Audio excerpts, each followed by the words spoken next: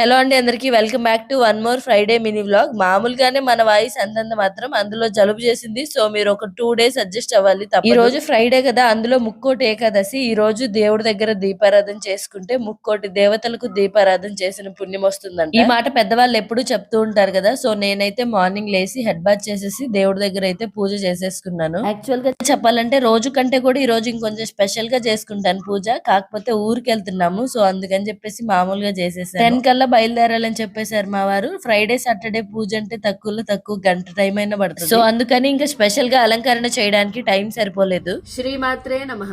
పూజ చేయడం పూర్తయిపోయిన తర్వాత ఇంక ఇల్లంతా ఒకసారి చెక్ చేసుకుంటున్నాను అనమాట. ఎక్కడైనా ఏమన్నా మిస్ చేశానా అని చెప్పేసి అన్ని చెక్ చేసుకుని తలుపులన్నీ కూడా వేసేసుకుంటున్నాను. మేము ఇంట్లోంచి బయలుదేరేసరికి దీపారాధన అయితే కొండెక్కిందండి. ఎందుకంటే మేము దీపారాధన చేసిన తర్వాత చాలా సేపు ఉన్నాం ఇంట్లో. సో దీపారాధన కొండెక్కిన తర్వాత ఇంకా లగేజ్ అంతా కూడా తీసుకొని బయలుదేరుతున్నాము. మా వారు మమ్మల్ని ఊర్లో వదిలిపెట్టేసి మళ్ళీ రిటర్న్ వస్తారు. సో మా వారికి ఏమి ఇబ్బంది ఉండకూడదు అని చెప్పేసి ఇంట్లో ఎక్కడవి నీట్ గా సర్దేసి ఆయనకి కావాల్సినవన్నీ అరేంజ్ చేసి పెట్టేశాను. పిల్లల్ని కూడా రెడీ చేసేసాను. మా పిన్ని కూడా వచ్చేసింది ఇంటి దగ్గర నుంచి.